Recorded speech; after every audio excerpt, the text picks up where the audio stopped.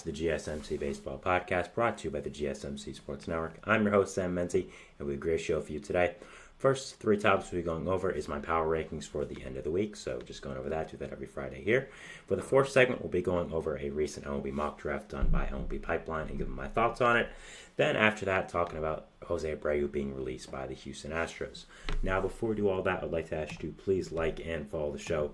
We do get a number of questions from viewers, so to ensure that your question does get read on the air, please use the link, gsmcpodcast.net. It really does help the show, and it really does mean a lot, so thank you so much for that. And let's get into the show for today. All right, as I talked about, we are going to be doing our power rankings for today. Usually what we do here on a Friday here to recap the week. So, yeah, let's get right into it. So, we're going to start off with our number one team here in the power rankings. And it's the same as it has been for either the last 3 or 4 weeks now. For a long time, it is, of course, at number one, the New York Yankees.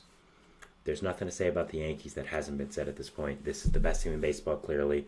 Have one of the greatest duos of all time already at this point with Aaron Judge and Juan Soto. The pitching has been great. Bullpen's been pretty solid. Just an overall elite, great team. The Yankees are really no surprises here, I'd say. This team is absolutely amazing. They're great. And, yeah, they're clearly the best team in baseball right now. I don't really think how you could think otherwise. Number two, I have their AL East companion, the Baltimore Orioles. Now, the Orioles are also a elite, amazing team. Really nothing else to comment with them. They have so many great young star players that it's truly incredible. They got Gunnar Henderson, Ryan Mountcastle, Adley Rutschman, Colton Cowser. Just so many great young players. Pitching rotation's been improved with the additions of Corbin Burns, Grayson Rodriguez being called up. So overall, this is a fantastic team as well. I'd say it's clearly these two teams right now in the top of the league right now as the two best. And yeah, I think these are the two best teams in baseball right now.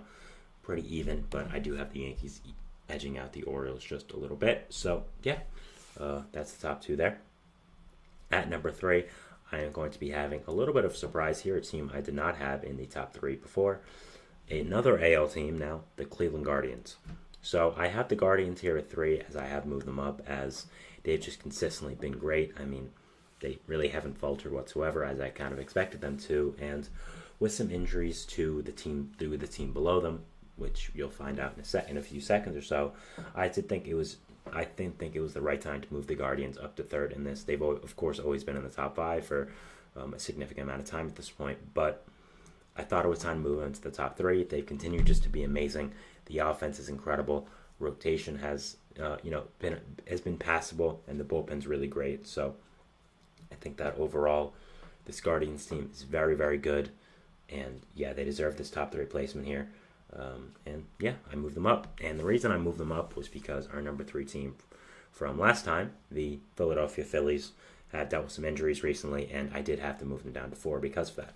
I do think the injury to JT Realmuto is pretty significant, whether it's in the lineup, having that great imposing presence for your catcher, but also just being a leader behind the dish, knowing how to play with each pitcher, bringing that defense, that framing. I think he's such a valuable asset as a veteran catcher that I think the Phillies are going to end up missing him a lot. And yeah, I think he's a pretty significant loss for this Phillies team, and that is why he is here that is why the Phillies are here at number 4. It is because of the Realmuto injury. I still do believe they are the best team in the NL, but I do have them here at number 4 instead of number 3, so I did just switch that around a little bit. And yeah, that's it for the Phillies here being at number 4. Still an amazing team. The rotation has been absolutely incredible this year. Offense has also been great. So yeah, this team overall is pretty fantastic, and not much else to say about them. They're really, really great. Number 5, I have the next NL team, very close with the Phillies, but I did end up going with the Phillies above them, the Los Angeles Dodgers. Now, I think the Dodgers are very close to being the first best team in the NL, but they've had some offensive problems, mainly in their outfields, with James Outman and Jason Hayward not playing up to standard, Max Muncy still being hurt, and also a little bit of question marks on the rotation. So I think they are still an amazing elite team. I mean, you look at that top 3 of Ohtani, Betts, and Freeman. How can you think otherwise? But at the same time, there are some flaws here that I think people are starting to realize, and it's not enough for me to bump them down significantly, but it is enough for me to bump them down here to number 5 and the second best team in the National League. So yeah.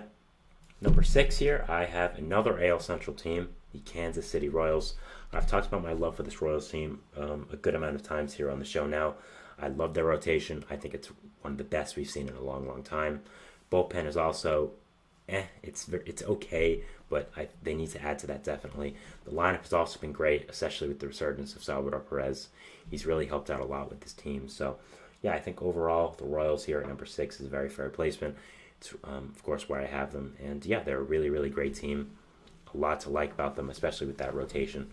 Hitting core, you have guys like Bobby Witt, Vinny Pasquantino, MJ Melendez, Michael Garcia, Salvador Perez. A lot to like there. So, yeah, number 6 here for the Royals. Been a very good team all year. And, yeah. Number 7, I have the next NL team, not the Atlanta Braves, the Milwaukee Brewers. So, the Brewers here at number 7, kind of like the Guardians, I expected them to fall back down to earth a little bit at some point. But, to their credit, they haven't. There's a lot of flaws with this team. I don't really think they have a true power bat. I don't think they have that great of a pitching staff. But, to their credit, they've done still well this season. The lineup, even without that real power bat. I mean, Rhys Hoskins is a power bat and really good, but isn't kind of that number one big boy power bat that you would expect. So, still a really good team with a lot of good offensive pieces, like a Sal Frelick, like a Rhys Hoskins, like a William Contreras. Yelich has been good as well. So, a lot to like about this Brewers team. Rotation's a little bit iffy. I think they could look to add someone ahead of the deadline, but bullpen's really good. Just, fix that rotation up a little bit. You might even be higher on this list. So, yeah, like this Brewers team a lot going right for them. And, yeah, that's why I do have them here at number 7. Number 8, I have the team that was my first segment from yesterday's show, the Seattle Mariners at number 8.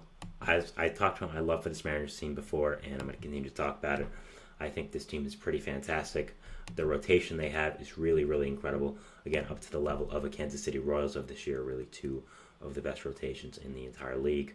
Also, with that, the offense has started to heat up a little bit. You've had your superstar Julio Rodriguez also doing very, very well as of recently, which is a huge piece of this team that really needs you to improve. So, yeah, I think this Mariners team has done really, really well as of recently. Again, they are now a season high 10 games over 500, so done very, very well with that. With the Astros and the Rangers being very underwhelming this year in the AL West, one team had to step up and take reins of the division. Mariners have done exactly that, done it very well, and yeah, I have them here at number 8. Could even go higher if they make the right additions at the trade deadline, and they keep playing better overall with the season. So I really like this team. I think there's a lot going right for them right now, and I do have them here at number 8. Number 9, I have the Minnesota Twins. I think this Twins team is really, really great. I love the rotation they have, even with the loss of Sonny Gray in the offseason. Still have Pablo Lopez in there, some other additions like some other guys in there like Chris Paddock, Simeon Woods-Richardson, Louis Varland, Bailey Ober, David Festa. There's a lot of good pitching depth here, especially young pitching depth for this Twins team. So I really do think that helps them out a lot, and I really like this team. I think there's a lot to like about them, and yeah, overall, I think that they're really, really good. There's a lot of positive things to like about them here, and yeah, I think they can also just go up from here. They've dealt with a lot of injuries so far this season, so if they get those under control, I do think they're going to be even better. I love the hitting core, love that dynamic duo of Buxton and Correa, so yeah, I really like this Twins team, big fan of them, and I have them here at number 9.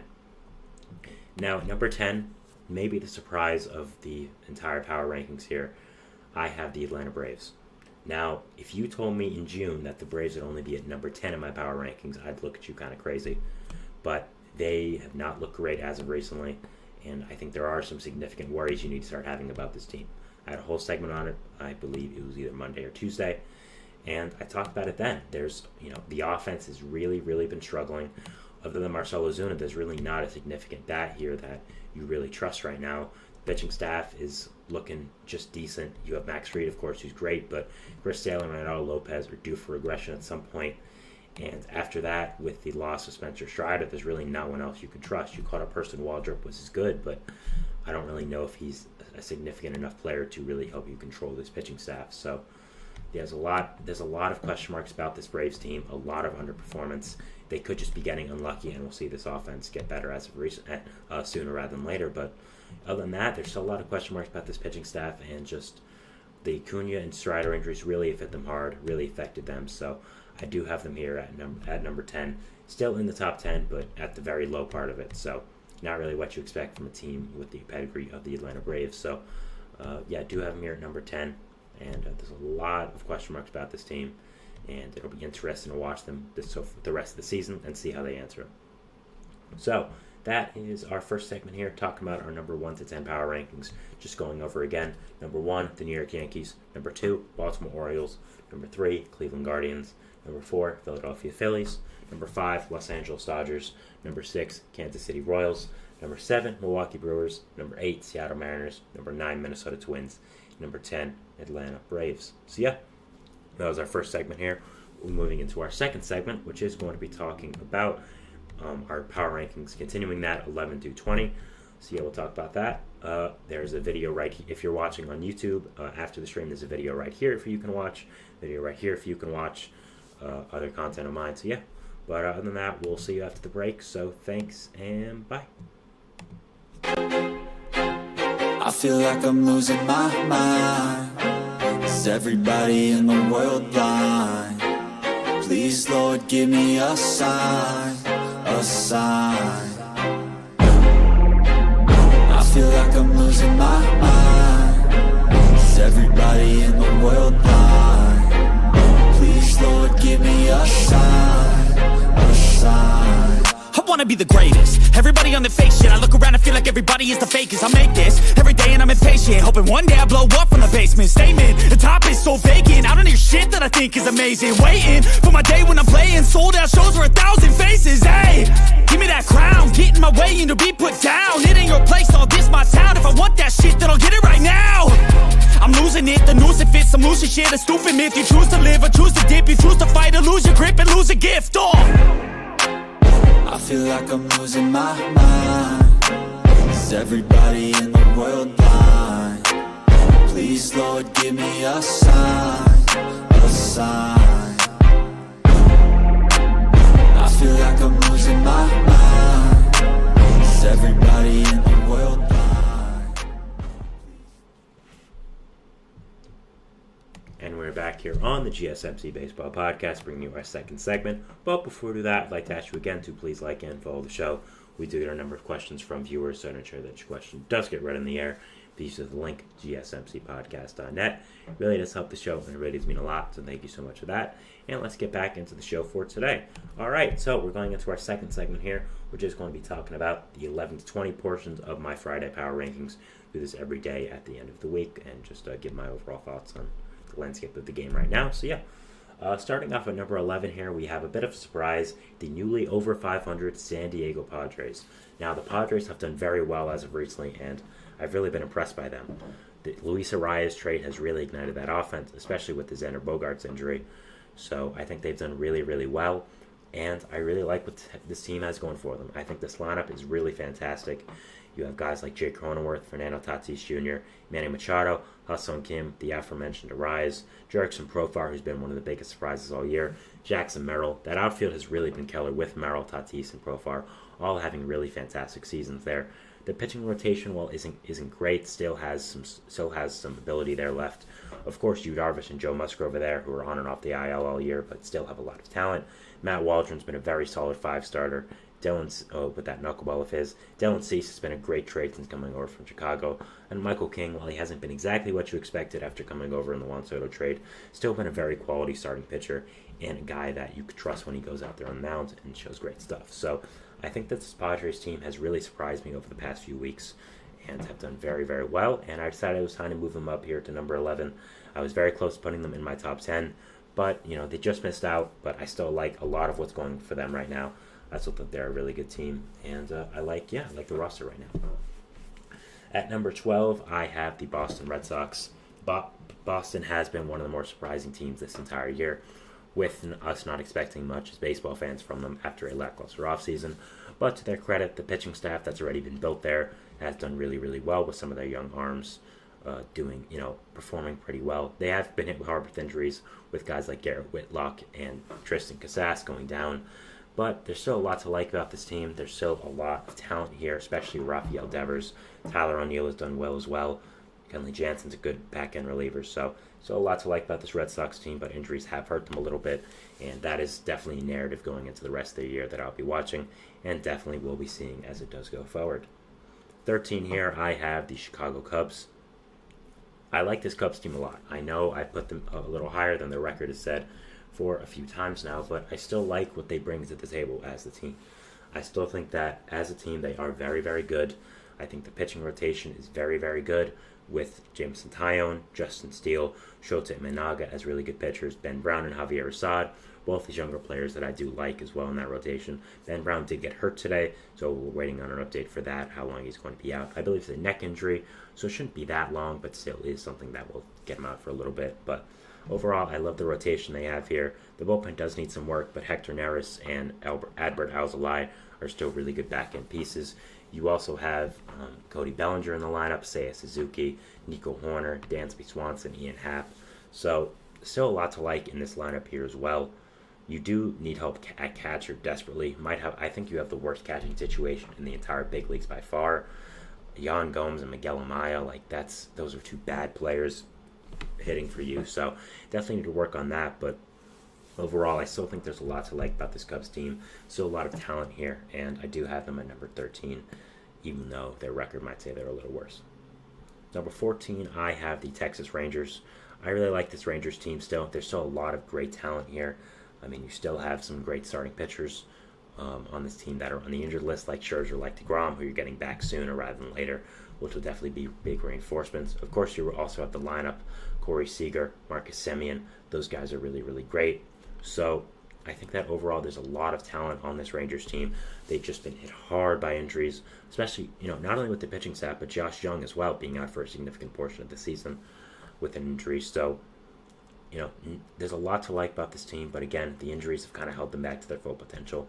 And I think once they get these guys back, whenever that is, they're going to do really, really well. And very excited to watch them and very excited to see what does happen.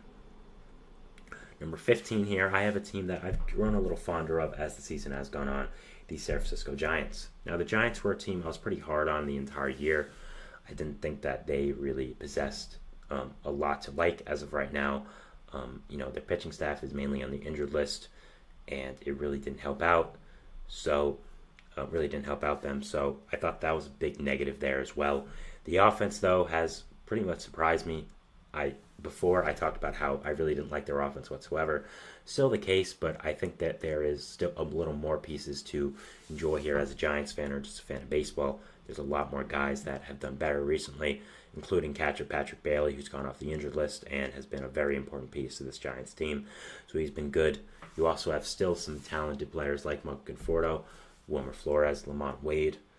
However they are performing, they're still really good. Jorge Soler, it's definitely been a disappointment for you guys. Jung-Hoo Lee is out for the season, so that's really sad. But overall, this Giants offense is still talented.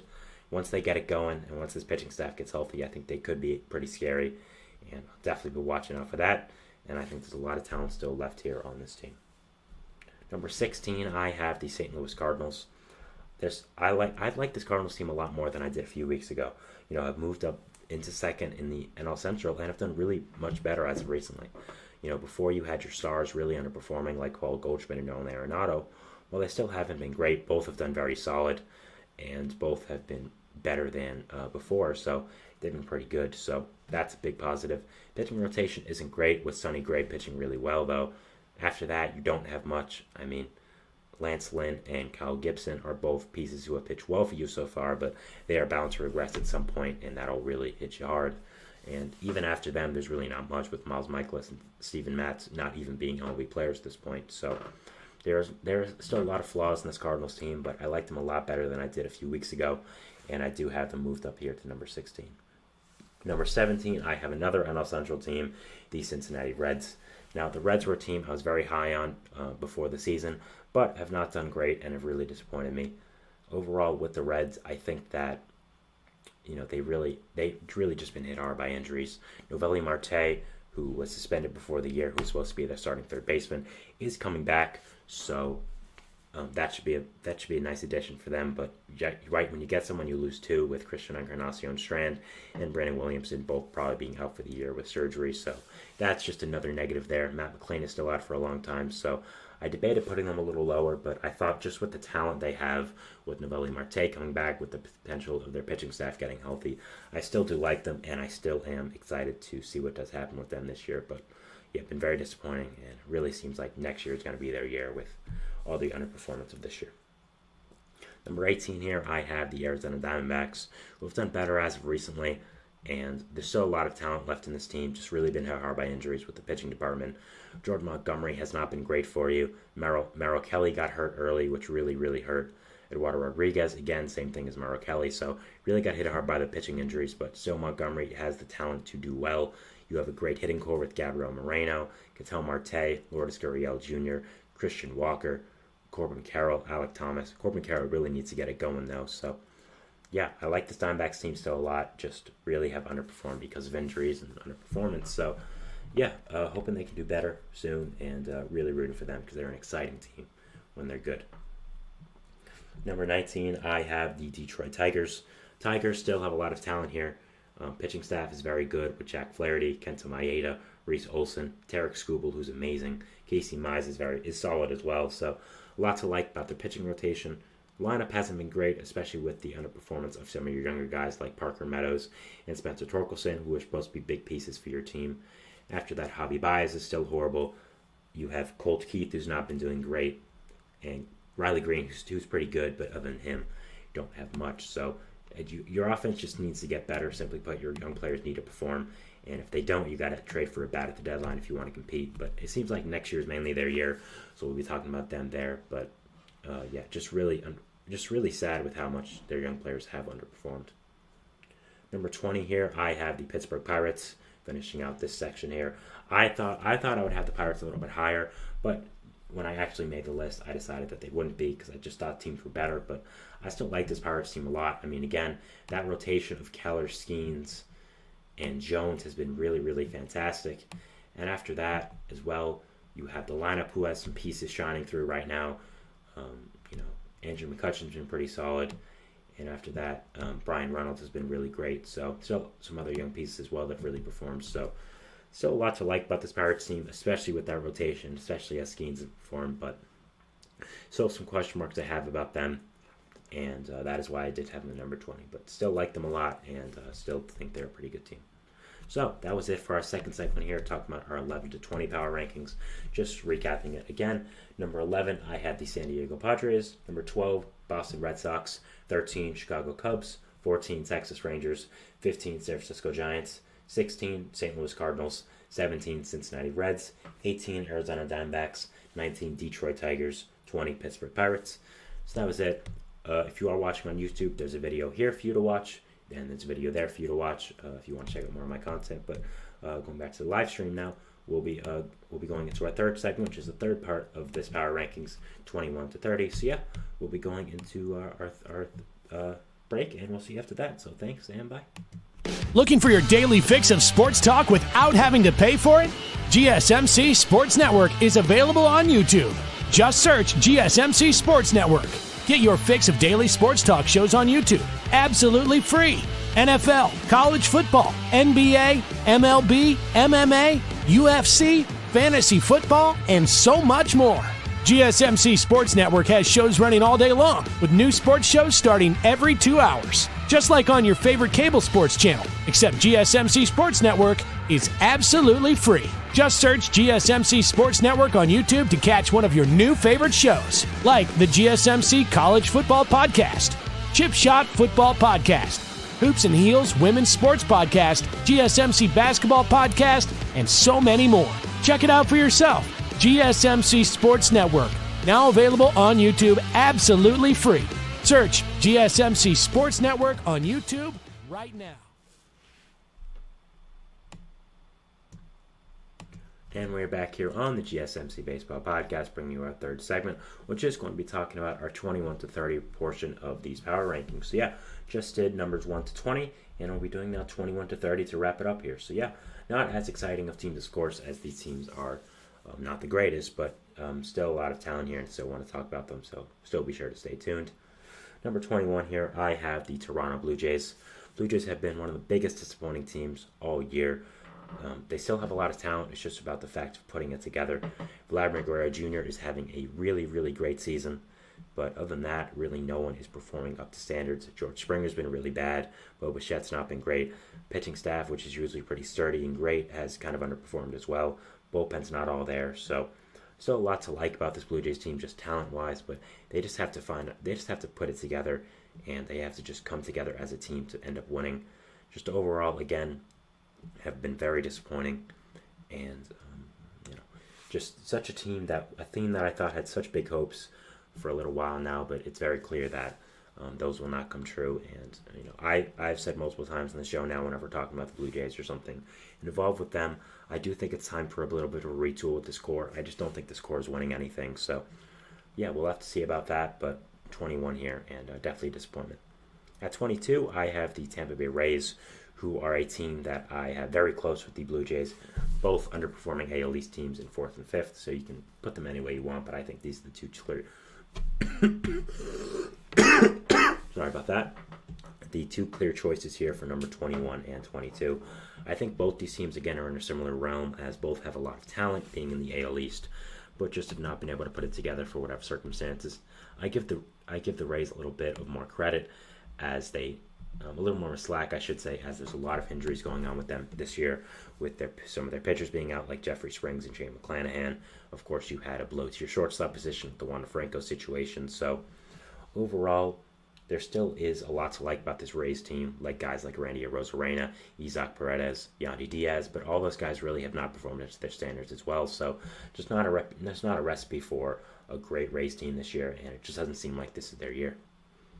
23 here, I have a team like the Blue Jays and the Rays that has really underperformed this year after thinking they could be a really fantastic team, and that is the Houston Astros. Now, the Astros made noise today as they released first baseman Jose Abreu within the second year of a 3-year contract, which I'll be talking about as my 5th segment, so I'm not going to go too deep into that, but of course we do have to mention it at this point. So, the Astros talked about a few times on the show as well, just so much injuries that have happened with them. I mean, they have basically an entire pitching rotation that's really good on the injured list. Your real ace right now is 40-year-old Justin Verlander, who at some point is going to get injured again. Just when you're that old, it's going to happen. So, other than that, the bullpen's been really lackluster, with Ryan Pressly not living up to his standards, blowing a big game in San Francisco before. Josh Hader, the same thing. I watched the San Francisco game live on MLB Network, and that was a real crusher, so that really was bad there. But other than that, the offense hasn't been as amazing either. You've had some better performance there, especially, again, at your first base position, where when you have a position that's there just to hit, really no defense matters. It's been a real big blow to them, so that's really hurt. So overall, a lot of flaws with this Astros team, and definitely be interesting to see what they do at the deadline, and just overall for the rest of the season. But stay tuned again. They're involved in our 5th segment, so if you want to hear more about that, please stay tuned for that. At number 24 here, I have the New York Mets. The Mets had a great win last night, hitting a walk-off off one of the best closers in baseball in Tanner Scott. JD Martinez somehow hit his first walk-off home run in his career. He's been in the league for a million years, it seems like, and this is his first walk-off home run. Pretty crazy. So overall, though, that's a really nice win, building momentum, but they have done better as of recently, splitting a series with the Diamondbacks, splitting a series with the Phillies in London, sweeping the Nationals, now winning a series against the Marlins. So big test coming up here against the Padres for 3 in Queens. A very good Padres team that is exciting, and it'll be a big test here to face them. They're facing a knuckleballer tonight, so that should be interesting. And yeah, big series coming up for them. But again, the thing with the Mets is just consistency. They have the talent to be one of the best teams in baseball. It's just about the talent, figuring out that they're talented and playing up to their standards. I mean, Jeff McNeil has just been an absolute disaster for this team. At some point, they might have to think about trading him and eating all of his contract just to get him off the team. Marte's been heating up as of recently, though. So has Lindor. Alonso's been Nimmo's been So hoping those guys can get better. Rotation is still awaiting Uncode Singh, a long-awaited return, so that's still something that is important as well. So overall, just a lot to think about here for this Mets team. Just consistency is the name of the game at this point, and that's what you're really hoping can happen so far. At number 25, I have the Washington Nationals, who are actually above the Mets in the NL East, but I think the Mets are a better team at this point with them sweeping them and just being better as of recently. The Nationals do have a lot of talent. Their pitching rotation has been better than I expected with guys like Mitchell Parker, Jake Irvin really showing up and being good. You also, of course, have Mackenzie Gore and Josiah Gray, who are going to be franchise stars for a long time. So you have that. You have a nice young hitting core in the minor leagues that is going to come up eventually. So a lot to like here about this Nationals team. Just I think it's a year early for them. I think next year we may be looking at them as a team who is going to be young and finally, living up to their potential. So excited to watch them for next year, but just for this year, it's mainly about seeing what players are going to stick or not. And yes, they've been better, but still not a contender really. And I think 25 is the right place for them here. 26, I have the Angels. The Angels are really bad. Without Mike Trout, they're even worse. Nothing else to exactly say here. And yeah, I think that they aren't good. There's not many good players on this team. And, they'll have a good deadline trading guys like Brandon Drury, Tyler Anderson, Taylor Ward. But that's kind of it. And that's all you can really ask for here if you're an Angels fan. Not much to really appreciate here right now. 27, I have the A's. The A's are only at 27 and not 28, 29, or 30 because of Mason Miller. He's fantastic, has become the best closer in baseball in a short amount of time. Brent Rooker's also fantastic, so it's kind of just those two guys having so much talent. Maybe those two probably have more talent than the rest of these three teams combined, so that's kind of why they are here at number 27. But still, they're really bad. The organization is in a really bad position right now as well, so yeah, not much to like, and that's about it. Number 28 here, I have the Miami Marlins. Miami Marlins are really bad. They've traded a lot of players because they're bad, and they're going to continue to get worse once the trade deadline is gone. Not much else to say there, man. I mean, they're really, really bad, and that's kind of it. So, yeah, Marlins here at number 28. I don't like this team, and I think they're bad. No, it shouldn't really be that surprising here. Number 29, I have the Colorado Rockies. They have Ryan McMahon. He's pretty good. Yeah, they have the 3rd overall pick in the draft. That's cool. But no, they're bad. Yeah, they're really, really bad. So it's kind of it. And the White Sox are even worse. They're at number 30. White Sox to me are clearly the worst team in the MLB. I think that they're a special level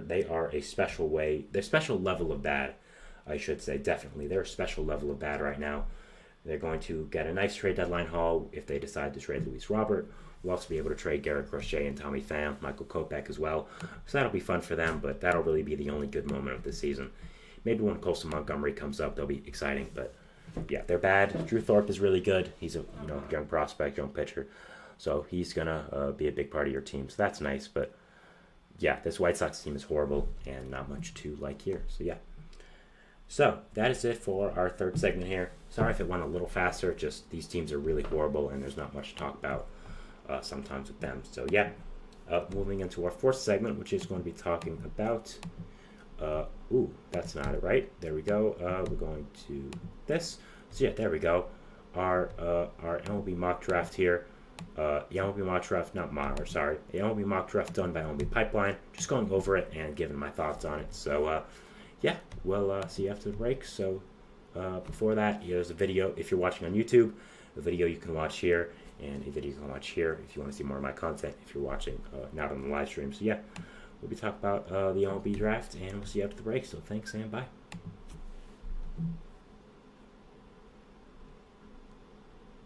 For the best and latest podcasts available anywhere, go to the podcast app on your cell phone and type in GSMC to access free content-rich podcasts on health and wellness, book reviews, sports, entertainment, relationships, social media, movies, technology, finance, and even weird news. Subscribe and download the GSMC Podcast Network's family of shows, available everywhere podcasts are found.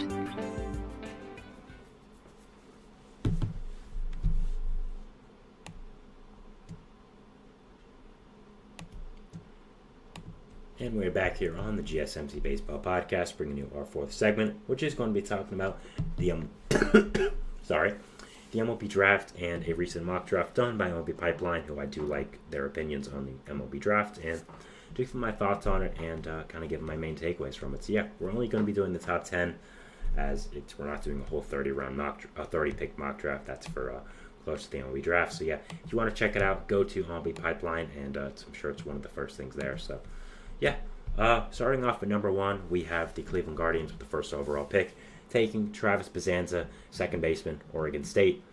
I completely agree. I think this is a very realistic pick. I think at this point it's between him, Chase Burns, Jack Caglione, and Charlie Condon. It seems like right now the Guardians do like Bazanza the most out of all the other players, and I think he'll be a little cheaper than a guy like Condon or Caglione, but still is a fantastic player. Lefty swing and second baseman from Australia. Some of the best pure hit tool we've seen in the draft for a little while now. So, yeah, no problem with this pick here. I think this is very realistic. Good pick. And, yeah, they do say at the end that there's a possibility that the Guardians try to save a little money and take a player a little bit a little bit down in the draft, so they could potentially save money to spread it all around for other picks in the second and third round. If that is the case, I would think they maybe take a guy like Hagen Smith here, Nick Kurtz, J.J. Weatherholt, Braden Montgomery, Connor Griffin, but I think this is a once-in-a-lifetime opportunity to be able to be a Guardians team that jumped up like 10 spots in the draft lottery last year and are now one of the best teams in the MLB, having the first overall pick. I think it's a once-in-a-lifetime opportunity, and I wouldn't take a guy under slot. I'd take the best player available, no matter who it is, and I think that's what the Guardians should do. If they think it's Bazanza, I have no problem with that, and I think he's a realistic pick. Number 2 here, we have the Reds taking Chase Burns, right-handed pitcher from Wake Forest. This is a little bit of surprise here. I think that Charlie Condon should be the pick here for the Reds, and I thought he would be the pick. I mean, I think, again, it's clearly him and Bazanza as the 2 top players, but Chase Burns, to me, is still the best pitcher in this draft. Burns, I think, is fantastic, has amazing pitches with that fast-rail slider combo, has been a top prospect for a little while now as well. I thought would go number 1 overall last year, but number 2, again, Chase Burns isn't bad. I think he's still really, really good, and I'd have him go top 5. But I think at this point where there's Charlie Condon here, Jack Caglione here, I think that Chase Burns might be a little high. And again, I would go someone else. But I think it's realistic. I think it's a fine pick, and I understand why it's there. They want to build out their rotation. I mean, if you could have a future rotation of Hunter Green, Nick Lodolo, Chase Burns, and Rhett Lauder, I'd be pretty excited with that if I'm a Reds fan. But I think best player available here is Condon, and I'd take him, but I understand why. Number 3 here, we have the Colorado Rockies taking Charlie Condon, outfielder, infielder from Georgia. This, again, if Charlie Condon is here at number 3, the Rockies should race to the phone and take him. He's one of the best power hitting prospects we've seen in a long, long time. Set so many records with his power bat, and just came out of nowhere with Georgia to become one of the best overall draft prospects. He's just been outstanding this year. Has so much power, and we thought he had power before. Imagine his home ballpark being Coors Field. That would be so exciting. And as a baseball fan, I'd love that. So I'd like this pick a lot. I think it'd be very exciting. And again, I think if Condon is here at 3, they would have to take him. They said they might prefer a pitcher here, but again, if Chase Burns is taken and Charlie Condon is available at number 3, you got to take him. Even if you prefer Hagen Smith, I just think passing on Condon's bat, being available, being Coors Field, being the Rockies, hitting being your identity, I just think would be a stupid decision. And I like the fact they do have Condon here at number 3. I think it's the right decision, and I think it's going to be very, very fun to watch if it would end up happening. Number 4 here, we have the Oakland Athletics taking Braden Montgomery, outfielder, Texas A&M. Again, I'm not the biggest fan of Braden Montgomery, but if the A's want to go a little bit under slot here, I do think this makes a lot of sense. And if they like him a lot, I think that, again, this is a good pick. I still think he's a good player. I just think there are a lot of other players better that are available. I think Caglione is the better player available here for the A's. I think Nick Kurtz is better. Hagen Smith, J.J. Weatherholt. So I think there are a lot of better players here just available. But, if they like Braden Montgomery a lot, I'm not going to really argue that if they don't think the ankle injury is too much of a big deal. Again, a good pick still, a good player. Can't really go wrong at number 4, but I would have some other players here, but I think it's realistic, and I still think it's a fine pick. Number 5 here, the Chicago White Sox select Jack Caglione, first baseman / left-handed pitcher from Florida. Yeah, if Caglione is here at number 5, Cags, I'm just going to abbreviate to Cags because I'm not Italian. I can't pronounce that name. If Cags is here at number 5, I think that this is a fantastic pick, and you should take him. This is a guy that really can ignite this White Sox franchise. Could be up, honestly, by next year, middle of the year. You add him to your young hitting core of Luis Robert, if he's still there by then. Colton Montgomery's hopefully going to be up. You're going to have Edward Cuero hopefully be up as your franchise catcher. So I think Cags is a guy that is fantastic with the bat. Isn't really much of a pitcher, I think, in professional baseball. I'd be surprised if they continue to let him pitch, but still has potential there, I guess. And if you want to sweeten the pot for him to sign, you'll let him pitch. But much better hitter than he is a pitcher, I'd say. This is a 40 home run guy, I think, at first base. Huge lefty power bat. Very exciting for him. And yeah, I think this is a great pick if he is available. Would love it if I was a White Sox fan. Number 6 here, the Royals are taking Hagen Smith, left-handed pitcher, Arkansas. Yeah, no surprise here. I think Hagen Smith is a very fair pick here at number 6. The Royals need some pitchers in that system, and I think Hagen Smith is at this point the best pitcher available, with Chase Burns going number 2 overall. Has a lot of stuff to like right now. I think overall is a great pitcher, and yeah, just think this is a great pick for the Royals. Could be up immediately to also help this team. Yeah, I think this is a pick you'd really like if you're a Royals fan, and is very, very good.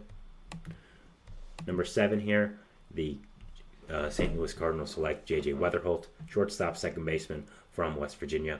Yeah, Weatherholt is a player I absolutely love. I think is really fantastic. Is a great athlete. Has great hitting tools. Could really help out this underperforming Cardinals hitting core pretty soon. I think he again has great pure hitting tools. Is very, very good, and yeah, I'm very high on him. I think this is a really good pick if it were to happen here at number 7 for the Cardinals. And yeah, I think this is a really good selection. No notes on this here. Number 8, the Los Angeles Angels of Anaheim select Nick Kurtz, first baseman, Wake Forest. I think this would be a little bit surprised if Kurtz would fall to 8, but I think that overall Kurtz is, I think if he's here at number 8, you have to swipe him up for the Angels. He has light, tower, power, really fantastic player here as a prospect as well. I think he's really, really great. And I think this is just a really fantastic prospect that would help out this Angels team a lot. You do have Nolan Schanuel there as your franchise first baseman, but you don't take for position. You take for best player available in MLB no matter what. You can always figure it out later who plays where. DH is always an option as well. So I think Kurtz is really fantastic. I think he has amazing lefty power. And yeah, I think that if he's here at 8, as the text here says, I think they would have to jump on it. Number 9, we have the Pittsburgh Pirates selecting Connor Griffin, shortstop outfielder from Jackson Prep High School in Mississippi. This is a good pick here. I think Connor Griffin is probably the best high school hitter in this draft right now. I think he has a lot of potential. Long-term outlook for this guy is very, very good. And I think overall he's really fantastic. I think he's a really, really great player. And he has a lot of potential to like here. Only 18 years old. He has a great arm, field very well, whatever position you want to play him at, shortstop, outfield. I think you think he is going to be shortstop long-term, honestly. So that would be good for the Pirates here. But yeah, really fantastic player here. And no notes. I think this is a great pick and very realistic and good. And finally here at number 10, we have the Washington Nationals selecting Bryce Rayner, shortstop out of the baseball powerhouse, Harvard Westlake High School in California. Number of players have come out of here. This, again, is a fantastic pick. I think Bryce Rayner brings a lot to the table as a prospect, is really, really great. Really power-hitting left-handed shortstop. Brings a lot of just pure hitting ability as well. So, yeah, I think this is a good pick for the Nationals. And I think he would add a lot to this young core that they are building there. So, yeah, I think this is a really good pick. And, I think this is very realistic as well. Good job here. So, that is our fourth segment here, going over the MLB mock draft by MLB Pipeline. If you want to go over it, I'm sure you can find it on the website, MLB.com. Just or just look up MLB Pipeline mock draft new, something like that. But yeah, I like their choice a lot. And yeah, so that is it for our fourth segment here. If you are watching on YouTube and not live, here's a video you can watch for more content. Here's another one as well. There we go on the other side. So yeah, if you want to do that, go ahead. But we're moving on to our fifth and final segment, which is going to be talking about Jose Abreu and his release from the Houston Astros, and just going over that. So we'll be talking about that, and we'll see you after the break. So thanks, and bye.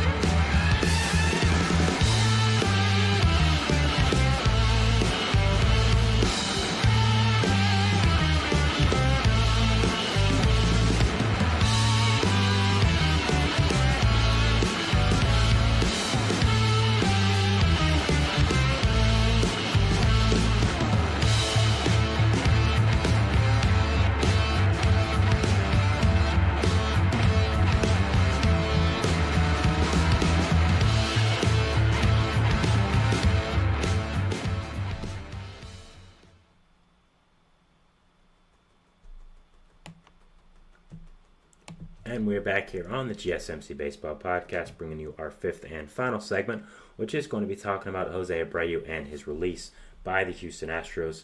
So let's get into it. So this is not something that. Sorry about that. Oops, that is the alarm from my last segment to make sure I didn't go over. So sorry about that.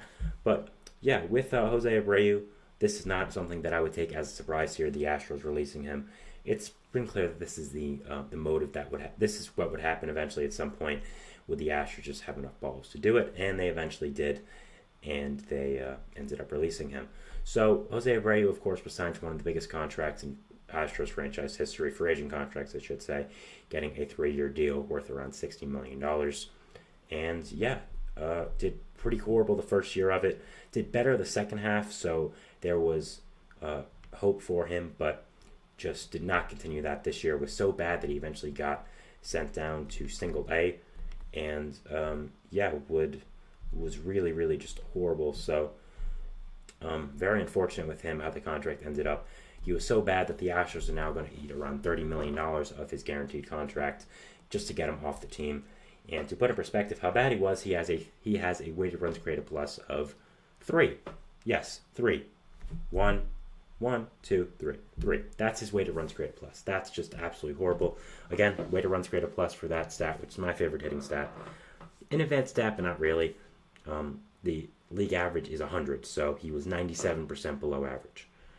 He's been horrible with the Astros, just an absolute disaster of a signing, and it was the right move for the Astros to move off him, and I didn't think they would actually, but props to them for admitting when they're wrong, and they were wrong, and props to Jim Crane for letting his ego aside and releasing Abreu, and I think it's best for both sides that they would end up moving on, and yeah, just that's kind of it. So it'll be interesting now to see how they fill out Abreu's spot on the team. It'll seem like Joey Loperfido,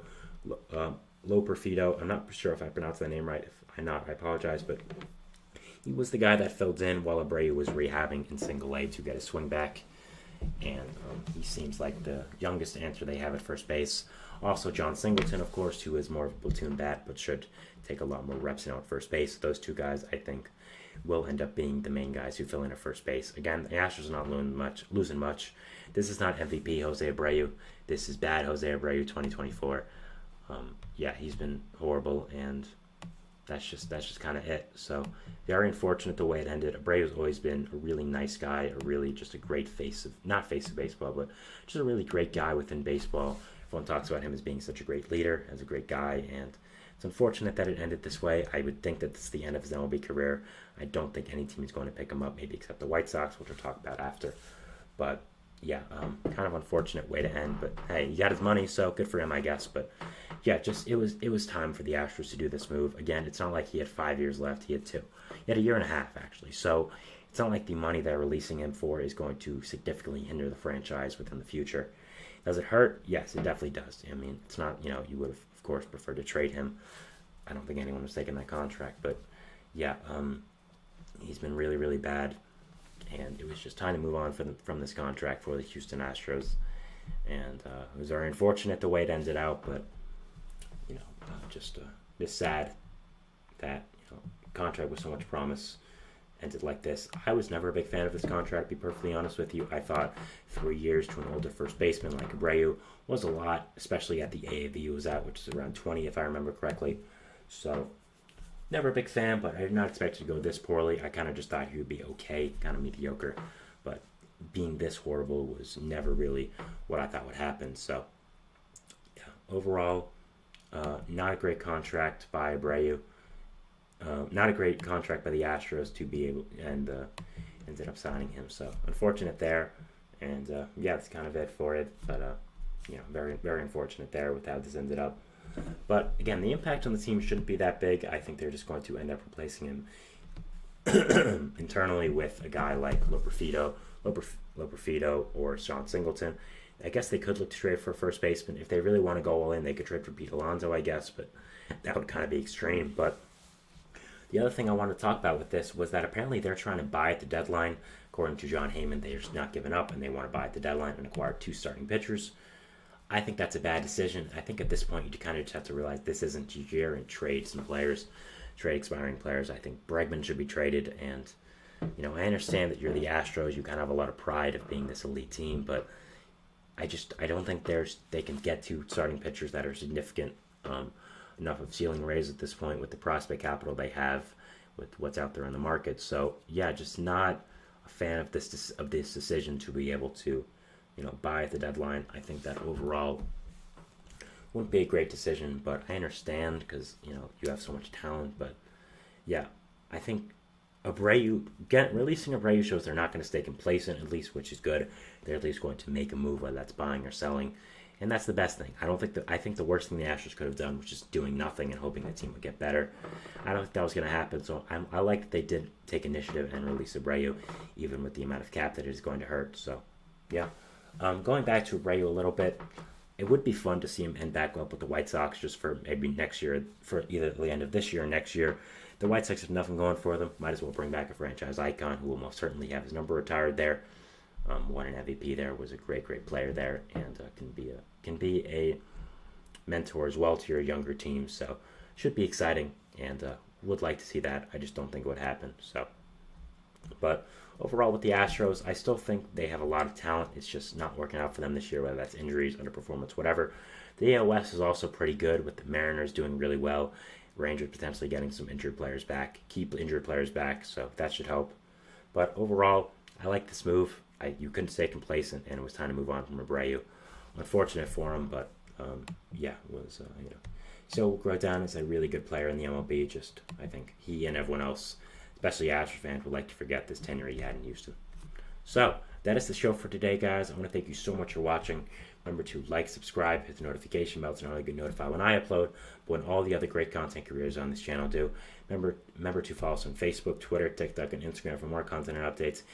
There's a video here if you want to watch more content from me, and another one there if you want to watch more content from me. If you're watching after live and you're watching this as a segment or a repeat of the live show. So yeah, again, thank you so much for watching. It's a beautiful day outside. Enjoy it. And we'll see if baseball throws at us over the weekend, and we'll see you on Monday. So thank you so much, and bye.